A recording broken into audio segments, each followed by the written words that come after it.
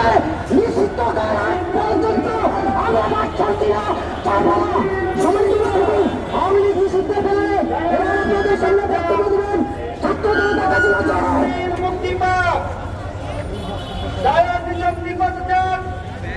সম্মানিত উপস্থিতি, আমাদের একটা অভিজ্ঞতা আলম ওলামা 2013 সালে রক্ত জড়িয়েছে, জীবন দিয়েছে। 21 সালে মোদী বিরোধী আন্দোলনে রক্ত জড়িয়েছে, জীবন দিয়েছে। 24 সালে রক্ত জড়িয়েছে, জীবন দিয়েছে। এদেশের তৌহিদ জনতা আলম ওলামা হাসিনা বিরোধী আন্দোলন বহু আগ থেকেই করে আসছে। তারা হাসিনাকে বিপরীত করেই শান্ত হয়েছে। আবার আমরা রাজপথে নেমেছে আওয়ামী লীগকে নিষিদ্ধ করার জন্য। আমরা আওয়ামী লীগকে নিষিদ্ধ করেই রাজপথ ছাড়বো ইনশাআল্লাহ।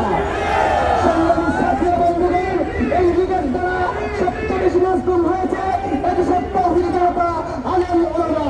তাই তো আমরা আইনাগরের দেয়ালে দেখতে পাই লা ইলাহা ইল্লা আনতা সুবহানাকা ইন্নী কুনতু মিনাল যালিমিন। আইনাগরের দেয়ালে দেখতে পাই আল্লাহ আল্লাহ।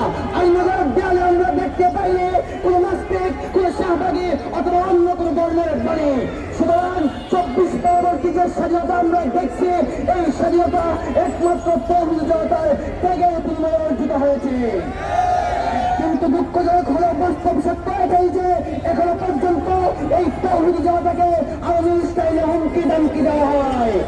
পরিষ্কার ভাষায় বলতে চাই, আমরা এক আল্লাহকে বিশ্বাসী, আমরা উদারপন্থা অবলম্বন করি, আমরা মধ্যমপন্থা অবলম্বন করি, আমরা ছাড় দেই। কিন্তু মনে রাখবেন, আমাদের মাঝেই রয়েছে আলী, আমাদের মাঝেই রয়েছে আবু বকর, আমাদের মাঝেই রয়েছে ওমর। সুতরাং আপনারা আমাদের সাথে খেলতে আসবেন না। যদি আপনারা আমাদের সাথে খেলতে আসেন, তাহলে আপনাদেরকেও হাসিনার মতো মাঠে বাইরে আউট করে দেওয়া হবে। সংগ্রামী সাথী বন্ধুগণ, আওয়ামী লীগ সরকার খুনি হাসিনা বিগত 15 বছর এদেশের তৌহিদ জনতার উপর যে গোল কোন নির্যাতন চালিয়েছে, সর্বশেষ 2024 সালে যে গণহত্যা চালিয়েছে, এদেরকে নিষিদ্ধ করার জন্য এর বাইরে কোনো কারণ অথবা প্রমাণের প্রয়োজন হয় না। সুতরাং অচিরে এই আওয়ামী লীগকে নিষিদ্ধ করতে হবে।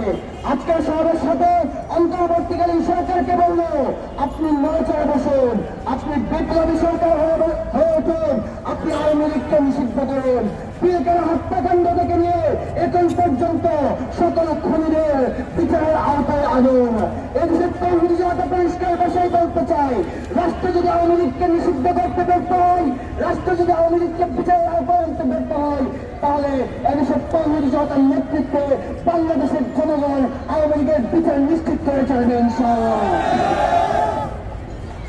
তৌহিদ জনতা আওয়ামী লীগ আমাদেরকে ভারতের গ্রাম শিখিয়েছে, আমরা বাংলাদেশে ভারতের গ্রামে করবো না, আমরা গোলামি মানব না, গোলামি মানব না। আগামীর বাংলাদেশের কোনো রাষ্ট্রের গোলামি চলবে না।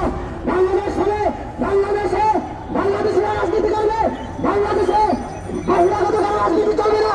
আমরা বাংলাদেশের রাজনীতিবিদদেরকে সহায়তা দেবো।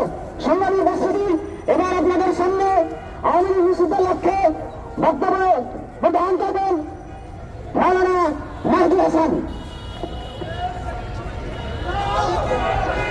সংগ্রামী সাথী বন্ধুগণ, আমি 2-3টে কথা বলতে চাই। এই আওয়ামী লীগকে কেন নিষিদ্ধ করতে হবে? আজকে দেখেন, আমরা দেখেছি এই দলটি যেভাবে সাংবিধানিক অধিকার, বাংলাদেশের মানুষের সাংবিধানিক অধিকার হরণ করেছিল, ঠিক তেমনি ভাবে এদেশের মানুষের উপর হত্যা, খুন এবং কাজের রাজনীতি করে গিয়েছে। অপরাধমূলক কোন কার্যকলাপ তারা তাদের বাকি ছিল না।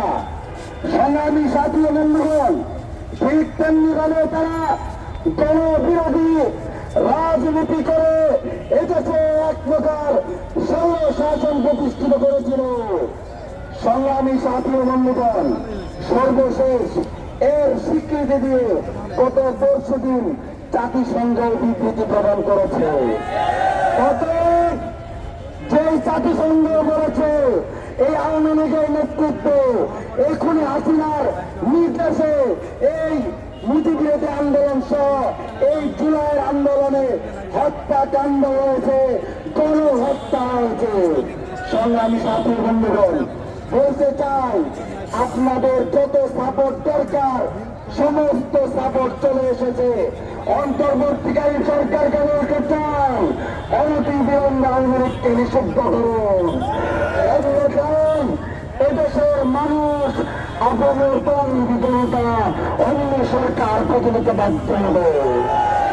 সংগ্রামী সাথী বন্ধুগণ, আমরা এদেশে বিদেশি কোন রাজনীতি, বিদেশি কোন প্রেসক্রিপশন নিয়ে রাজনীতি করতে চাই না।